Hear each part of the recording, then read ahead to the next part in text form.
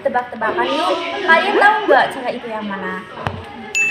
Ya, betul sekali. Berarti kalian sudah tidak asing kan dengan tanaman cengkeh ini? Di negara kita memang banyak sekali tanaman ini yang digunakan untuk bahan herbal alami. Bukan cuma cengkeh saja yang ada di negara kita. Kita juga ada banyak sekali rempah-rempah dengan berbagai jenisnya. Ternyata itu loh yang membuat bangsa Eropa dulu datang ke negeri kita. Iya, buat merebut dan menguasainya. Pengen tahu nggak kenapa sih tanaman sekecil itu bisa membuat mereka rela berlayar untuk mencarinya? Yuk kita cari tahu.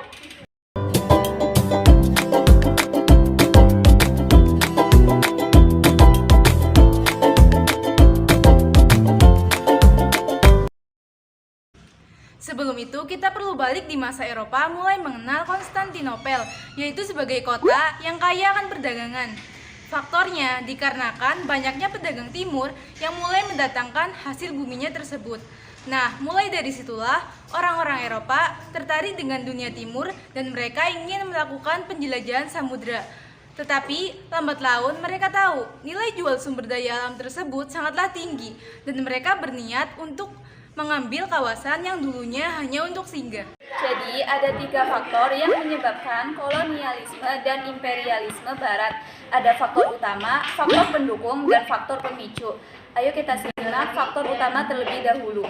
Jadi di dalam faktor utama ini dibagi lagi menjadi 3 jenis, yaitu goal, gospel, dan glory.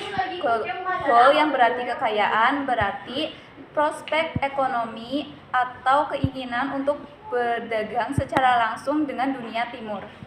Jadi, pengaruh politik dan ekonomi masyarakat Eropa pun juga ikut mempengaruhinya. Terbagi menjadi 2, yaitu ada faktor Konstantinopel, yaitu di mana kota yang menjadi pusat perdagangan barang-barang berharga dari dunia timur. Dan yang kedua ada karena paham merkantilisme di dunia Eropa, di mana masyarakat barat mulai menyebarluaskan perdagangan globalnya. Seperti yang sudah dijelaskan tadi ya, bahwa ada 3 faktor utama, yaitu goal, gospel, dan glory. Sekarang kita bahas gospel ya. Jadi gospel itu salah satu faktor dengan cara menyebarkan agama Nasrani, dikarenakan Portugis dan Spanyol merupakan negara yang dilandasi agama Nasrani. Dan yang terakhir yaitu glory, tujuan penjelajahan samudra tidak terbelakangi oleh kejayaan. Nah, kan kalian sudah tahu faktor utamanya. Kita ke faktor selanjutnya yuk, yaitu faktor pendukung. Ada 3 faktor pendukung yang mempengaruhi kolonialisme dan imperialisme barat. Faktor yang pertama, adanya penemuan baru dalam bidang teknologi maritim, seperti kompas, navigasi, kartografi, dan karabel. Jatuhnya Konstantinopel menginspirasi abad penemuan, di mana orang Eropa berpikir keras menemukan jalur dan pusat perdagangan rempah-rempah yang baru. Faktor yang kedua, idealisme pribadi. Penemuan Galileo Galilei bahwa dunia itu bulat memancing rasa penasaran para penjelajah. Hal tersebut diperkuat oleh kisah perjalanan yang ditulis oleh Marco Polo yang disatukan dalam buku berjudul The Travels of Marco Polo. Buku ini mengisahkan tentang keajaiban dan kemakmuran dunia timur. Konon, penjelajah Spanyol juga membaca buku ini loh. Faktor yang terakhir atau faktor yang ketiga yaitu pengusaha dan pekerja terampil asal Konstantinopel mengungsi ke Portugis dan Spanyol ketika kota mereka dikuasai oleh Ottoman. Faktor ketiga yaitu faktor pemicu.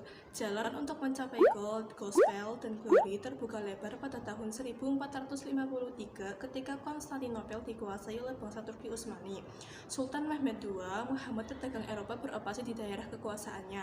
Hal ini berakibat mempengaruhi perekonomian Eropa termasuk Portugis. Oleh karena itu, bangsa barat yang dipelopori Portugis berusaha keras untuk mencari sumber dan rute baru untuk mendapatkan rempah-rempah. Masa ini dikenal dengan sebutan era penjelajahan samudra. Nah, sekarang kalian sudah tahu kan mengapa sih bangsa barat datang ke Indonesia? Betul sekali, banyak faktor yang menyebabkannya, dari mulai faktor utama, faktor pendukung, dan faktor pemicu yang sudah kita bahas tadi.